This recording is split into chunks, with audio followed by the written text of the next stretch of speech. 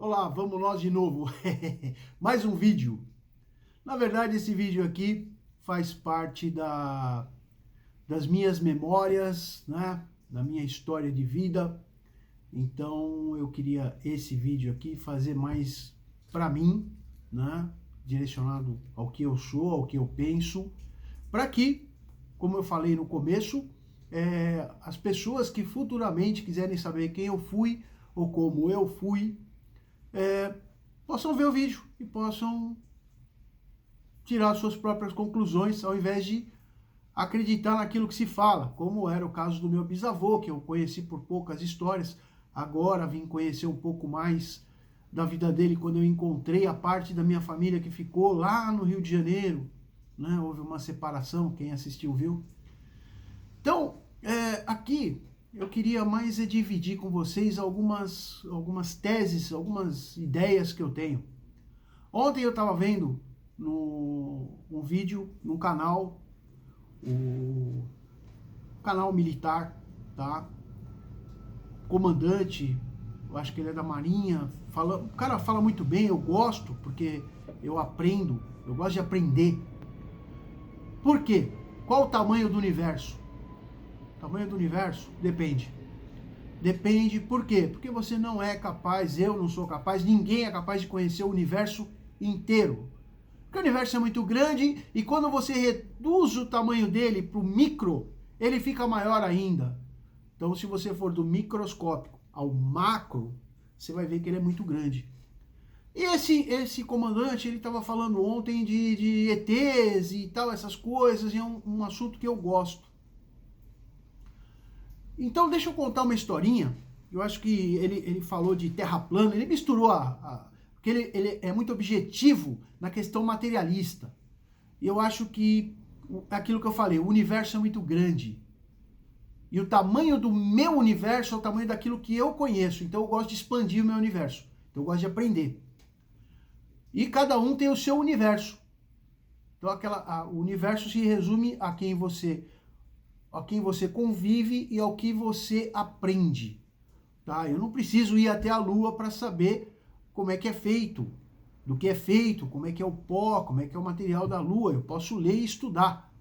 O fato de não ter ido até lá não quer dizer que eu não possa aprender alguma coisa sobre a Lua. Então veja, eu perdi tudo, né, em 2006 e virei motoboy. Virei motoboy, que era a única coisa que dava para fazer, que eu podia trabalhar. E um dia eu estava escutando os caras conversarem a respeito de um maluco, um tal de NASA. NASA? E de repente eu falei, meu, eu quero conhecer esse cara, porque o cara conserta microchip, o cara conserta equipamento eletrônico, o cara é louco. E que louco é esse, né? E aí cheguei lá e o cara, um americano, e ele era conhecido por NASA porque ele dizia que trabalhava na NASA. Tá bom, vamos começar a conversar com ele. E ele era engenheiro, como eu fiz engenharia também, a gente consegue entender o que a pessoa está falando. E aí ele começou a falar de nanotecnologia. Você tem um micro e você tem um nano, que é muito menor. E explicando como é que foi construído o Hubble, o telescópio Hubble. Eu olhei e falei, nossa, mas... E aí, já que ele era da NASA, eu falei assim, pera um pouquinho, então vamos conversar sobre coisas que me interessam. Área 51. E ele olhou para mim e falou assim, olha, eu já estive lá e o que existe lá eu não posso te falar por uma questão de juramento ao meu país. Foi essa a frase que ele usou. Mas eu posso te dizer que é indescritível. Ora, um cara que não tinha motivo nenhum para falar isso para mim, eu acho que eu já contei isso num vídeo passado, a história do NASA, e pura e simplesmente eu fiquei imaginando, fiquei olhando, falei, poxa, existe sim muito mais no universo do que só o que nós imaginamos. E quando esse comandante ele usou a frase dos reptilianos. Bom, eu vou dividir com vocês os reptilianos.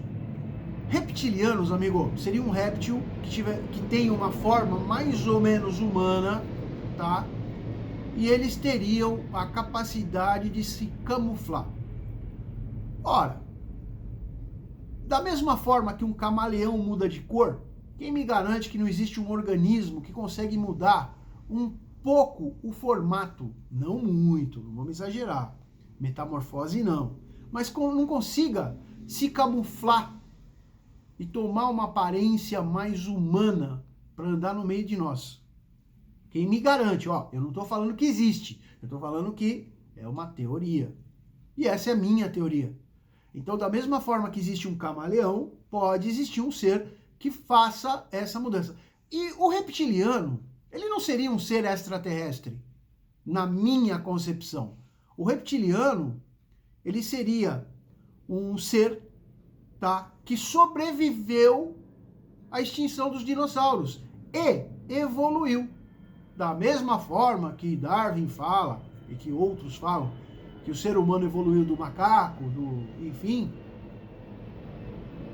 Quem me garante que um ser, um animal, pudesse evoluir do dinossauro e viver dentro da Terra? Tá?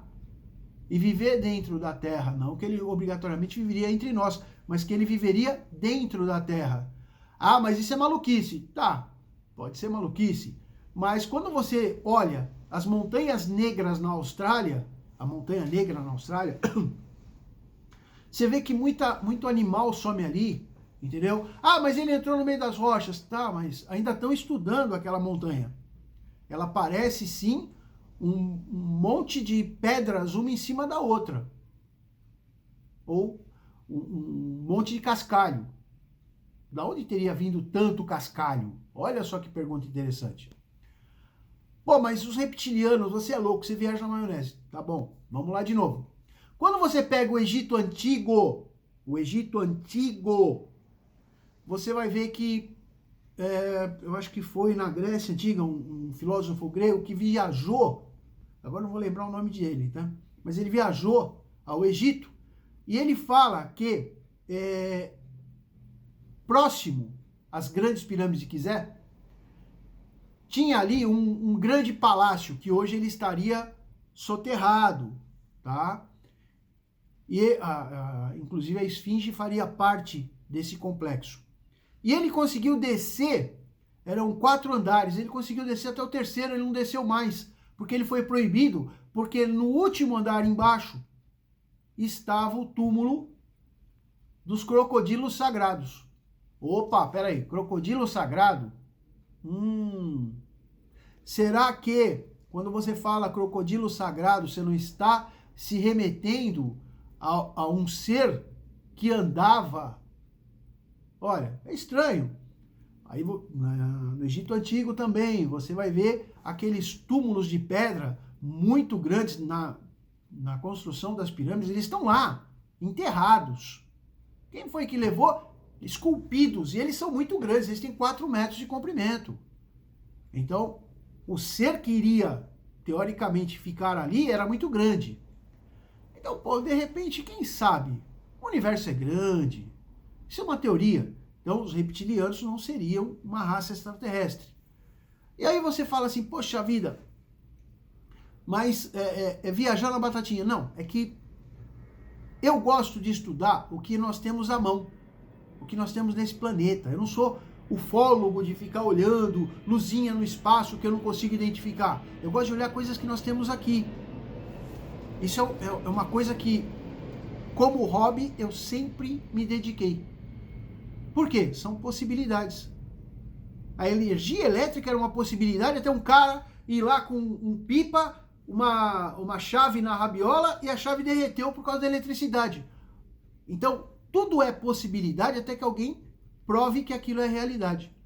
O nosso universo é muito grande. Então, veja, quando você coloca o nosso universo, que eu digo, o universo todo, ele é muito grande, nós não temos inteligência, não temos capacidade para administrar tudo. Nós conhecemos algumas coisas. E, pura e simplesmente, eu acho, então, que é isso. E eu acho que é uma forma interessante de observar e talvez, descobrir alguma coisa. Nós precisamos de estudo, nós precisamos de gente estudando isso. Gente capacitada, gente que tenha meios para estudar. Infelizmente, no Brasil, a gente não acha isso, né? Os estudiosos no Brasil não têm muito futuro. Mas, mudando um pouquinho, são teorias. Por exemplo, uma outra teoria que eu gosto, são 3 teorias que eu vou dividir com vocês. A segunda é da água de Marte. Olha, eu vou falar uma teoria maluca. Maluca. O que aconteceu com a água de Marte? A água estava lá. Ponto. Ah, mas a atmosfera é baixa. Sim. O que você lança para o espaço, ele precisa chegar numa altitude muito mais baixa que a nossa para chegar no espaço. No espaço não tem gravidade. Tá. E aí, uma teoria. É teoria, por favor. Não é realidade. Mas é uma coisa que eu imagino. Tá? E aí, de repente, alguém pode ir mais longe do que eu fui. Pura e simplesmente, um determinado meteoro, caíram muitos em Marte, um muito grande pode ter impactado o solo. Sabemos, a ciência disse que Marte tinha um grande oceano. E se de repente, caiu um meteoro muito grande e o impacto foi tão grande que jogou a água para cima? Ó, você tem um impacto aqui, ele vai tender a mexer e a água é solta, ela vai...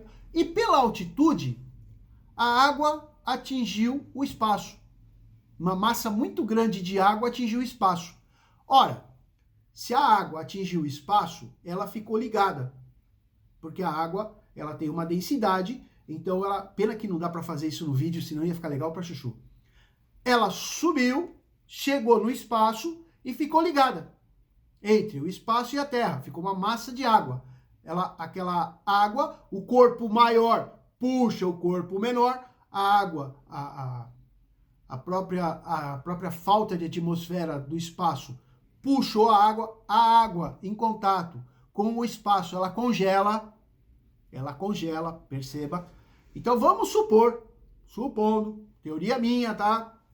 Que a água saiu e ficou ligada. Então ficou um feixe de água ligado ao planeta, entre o espaço e o planeta, aquilo ligado.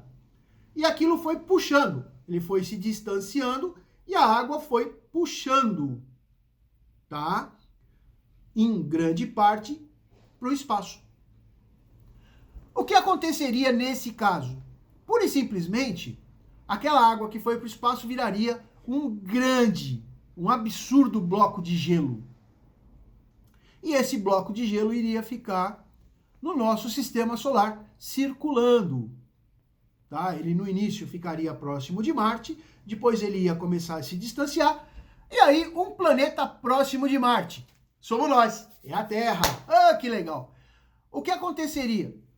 Essa grande massa de água, ela pura e simplesmente pode ter se chocado com a Terra. Só que ela é gelo. Quando ela entra na nossa atmosfera, ela imediatamente incendeia, encandece, vira água, tá? Nuvens, porque vai ter vapor. E pura e simplesmente, essa grande quantidade de água impactando no planeta, ela pode ter criado o dilúvio. Ó, nós estamos falando de coisa muito antiga, tá? Nós estamos falando de um processo de água de milhares de anos, centenas de anos, enfim. Opa, por que você está falando isso? Porque, de repente, da onde veio a água do dilúvio? O dilúvio pode ser real. Por quê? Porque o dilúvio não está na Bíblia.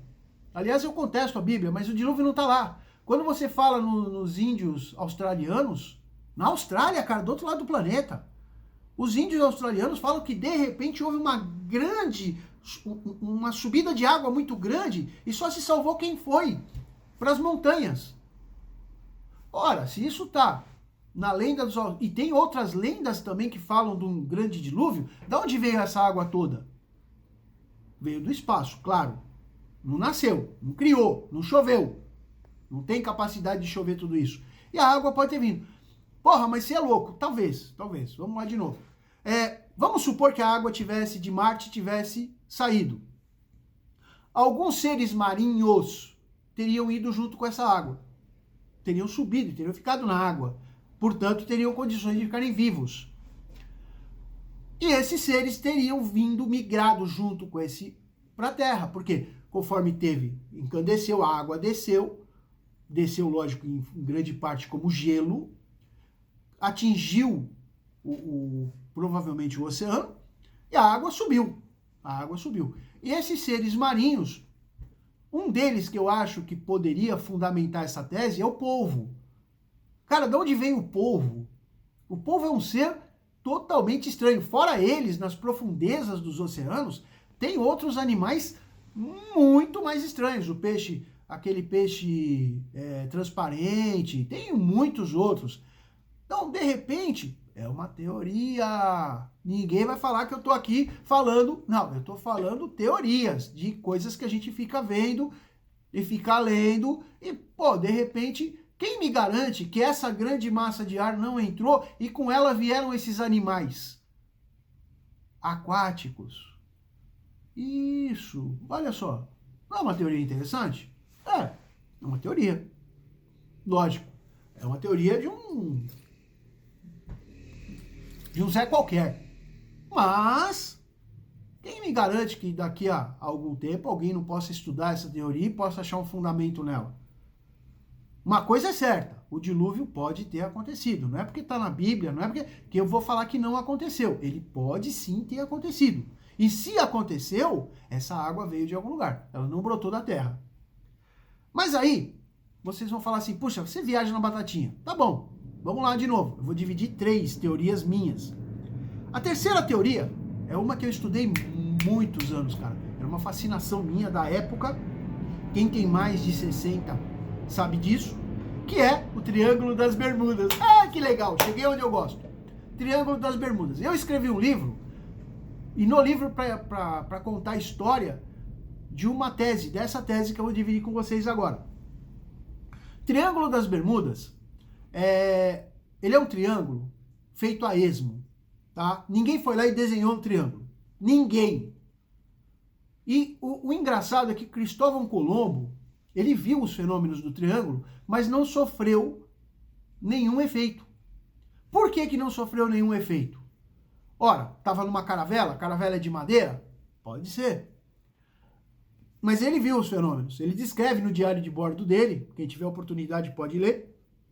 Eu tive. Ele viu os fenômenos, a luz se arrastando por baixo do barco, enfim. Era conhecido como o Mar dos Sargassos naquela época. E a partir de 1944 começaram a ver os fenômenos. Pô, mas avião, submarino, barco, o que eles têm em comum para subir? Simples, cara. Basta você ler. Em 1944, foi colocado em prática, foi, entre aspas, inventado e colocado em prática, o para-raio. E o para-raio é um equipamento que é utilizado em submarino, em avião e em barco. Tá? E quando você pega e você vai estudar os casos do Triângulo das Bermudas, você vai ver que exatamente os barcos que tinham mais para-raios, mais equipamento de segurança, eram os que desapareciam.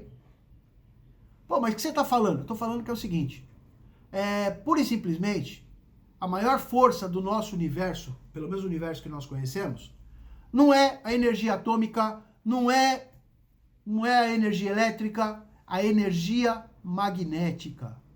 A energia magnética, cara, ela é a relação que tem entre isso aqui, entre um lápis e entre o seu corpo.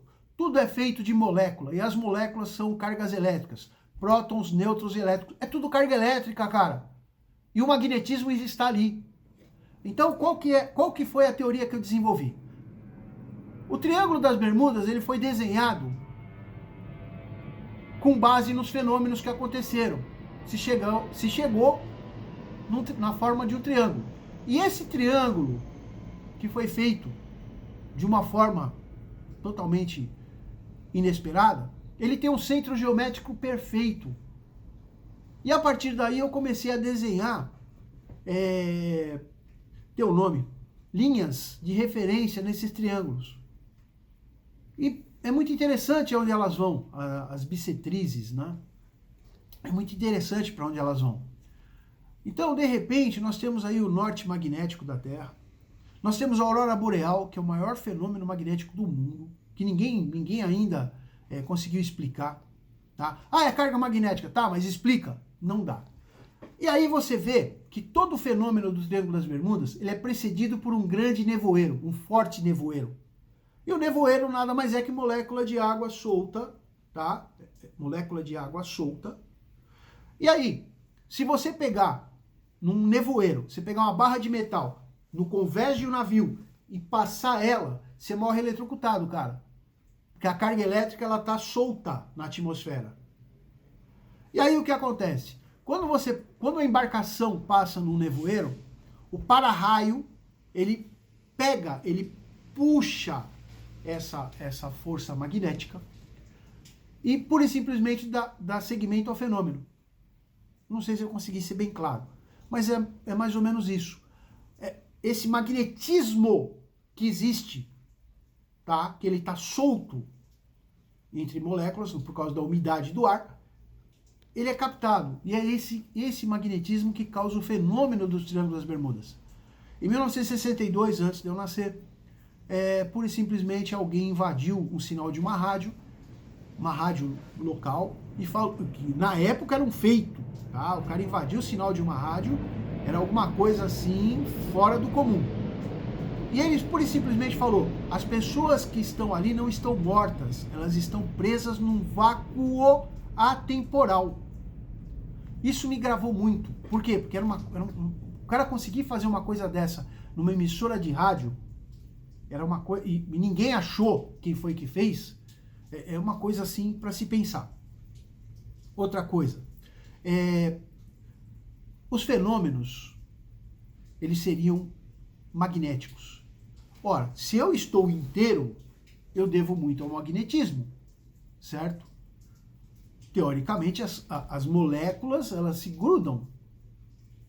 Prótons, nêutrons e elétrons. Ora, se de repente uma carga magnética forte, ela atuasse sobre um corpo, ela pode soltar as moléculas. As moléculas se expandiriam, se soltariam, ficariam muito próximas uma das outras, mas não ficariam grudadas. O que aconteceria? Pura e simplesmente, a pessoa poderia ficar como se fosse uma névoa. Nossos olhos, que são imperfeitos, não veriam, mas a pessoa ficaria como uma fumaça, parada e presa, porque a molécula não envelhece, cara. A molécula não envelhece. Quem envelhece somos nós, é o corpo. A molécula não envelhece. Então, faz sentido que essas pessoas estariam presas no vácuo atemporal. As moléculas estariam soltas e elas poderiam estar ali. Isso seria uma resposta ao dito congelamento. Seria mais ou menos a mesma coisa. Só que em vez de você congelar com gelo, você separa a molécula e deixa as moléculas juntas. Elas ficam próximas uma das outras. Num determinado momento, aquelas moléculas podem sofrer uma outra ação magnética, se reagrupar e a pessoa voltar exatamente à vida. Porra, mano, você viaja na batatinha? Talvez eu viaje na batatinha. Estou dividindo aqui nesse vídeo coisas que eu acredito. Tem gente que acredita em ufologia, tem gente que acredita em um monte de coisa. Eu acredito nisso. Eu acredito que isso é possível. Não falei que é verdade, eu falei que é possível. E aí, isso aí me faz imaginar uma teoria que eu tenho de pessoas que desapareceram ao longo dos anos. Né? Tinha o caso de um filho de uma amiga da minha mãe, ele estava ali perto da represa do Guarapiranga, ele morava ali perto, estava sentado no muro, não tinha ninguém na rua, e a mãe falou assim: olha filho, vou colocar a janta na mesa, vem jantar. Ele falou: põe aí na mesa que eu tô indo. A mãe colocou a janta, ele não entrou, ela foi ver, ele tinha desaparecido. Não tinha ninguém na rua, ele nunca mais apareceu. Tem gente que desaparece. Vou falar um caso que eu estou estudando.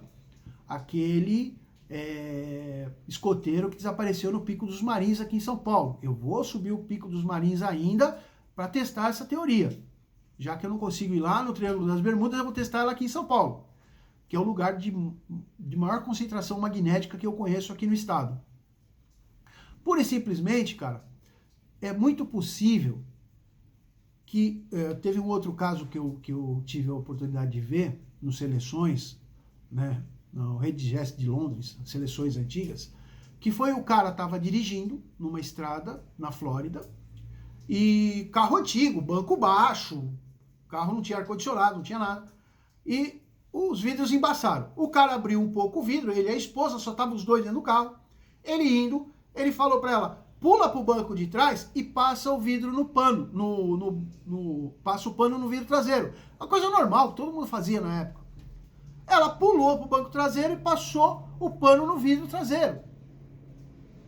Só que ela não voltou pro banco dianteiro. Quando ele olhou, ela não estava dentro do carro. O cara estava 80 km por hora, 90 km por hora. Ele parou no primeiro posto policial desesperado, pedindo para a polícia ajudar, porque ela tinha desaparecido dentro do carro. Ora, umidade, fenômeno magnético, é a única coisa que se explica isso. E muitos desaparecimentos, a gente sabe, são pessoas que querem fugir da própria vida.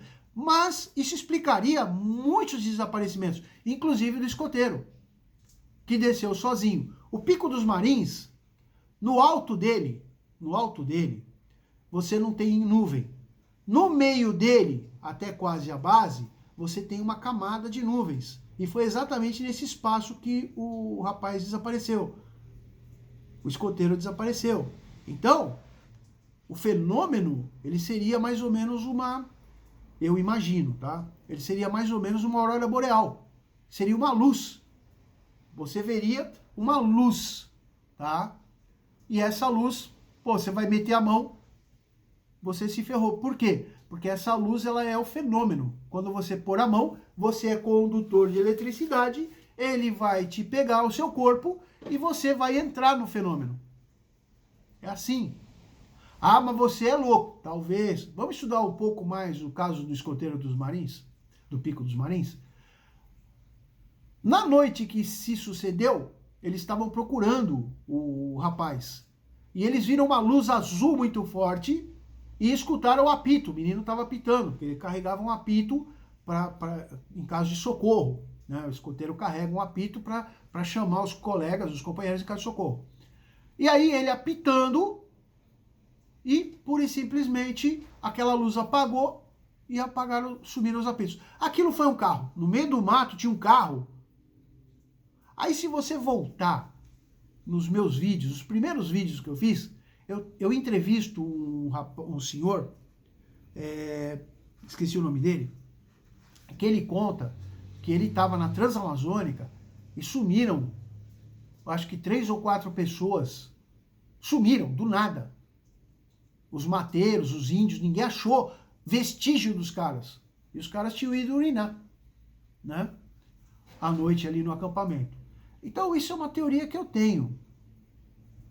Pode ser verdade? Pode. Mas o que eu digo em relação ao que eu vi no mundo militar é o seguinte: existem várias teorias. Algumas são loucas. Terra plana é louca. Terra plana para o mundo que eu quero descer. Agora, outras, elas podem ser verídicas. Eu nunca vi um disco voador. Ponto. Nunca vi. Nunca vi, mas eu creio que possa existir. Eu vejo, acompanho vários canais de ufologia, acompanho, né? Como eu acho que foi o caso que deu origem ao Hangar 51, né? Foi o Roosevelt, né? O acidente de Roosevelt. Agora, quem quiser ver um pouquinho essa questão do Triângulo das Bermudas, pode assistir Fenômeno Filadélfia, Experimento Filadélfia, está no YouTube. Você pode assistir isso. Só que o filme do Experimento Filadélfia, que está no YouTube, não é o documentário original, de 1970, que esse eu tive o prazer de assistir. Ele não fala em viagem no tempo, mas ele fala exatamente que as pessoas ficaram paradas no ar, é muito interessante olhar, porque aquele fenômeno teoricamente aconteceu e as pessoas sumiram. O barco foi desmanchado, era um barco novo, era uma fragata de guerra nova, foi desmanchada. E todos os marinheiros sumiram, desapareceram assim. Eles voltaram, mas o governo americano desapareceram. Um foi para um lado, outro foi para o outro, e ninguém tem notícia de ninguém. E as primeiras folhas daquele navio de guerra foram arrancadas. O diário de bordo existe até hoje, mas pode olhar lá nos Estados Unidos, as primeiras folhas estão arrancadas, que seriam as folhas referentes ao experimento Filadélfia, tá? Que seria um fenômeno magnético para tentar encobrir o navio para os radares não pegarem. Então seria uma camuflagem magnética onde você não veria, não é nem o radar não pegar, você não veria o navio. O navio poderia te atacar e você não está nem vendo. Esse foi o experimento Filadélfia. Um experimento que deu errado. Então, tudo isso são teorias que eu acho bacana a gente entender e às vezes até gastar um pouquinho de tempo. Talvez alguém ache alguma coisa que eu não achei. Eu não pude ir até o Egito, verificar, eu não posso fazer escavação, mas eu ainda vou. Eu vou subir o Pico dos Marins para ver de perto essa questão magnética. Porque eu tenho um amigo aqui que trabalhou, aliás, eu conheço dois. Um era sargento da Aeronáutica e o outro também sargento da Polícia Militar, aqui de São Paulo, que ele diz que, era engraçado, a faca no coldre, tá? Na cintura, a faca porque eles estavam procurando o menino, e a faca se movia, tamanha a força magnética que existe no Pico dos Marins. Então eu quero sim subir o Pico dos Marins, falta tempo, equipamento, infelizmente as coisas não... Já era para ter subido há 2 anos atrás, infelizmente eu não consegui. Mas antes de morrer eu quero fazer esse experimento. Por quê?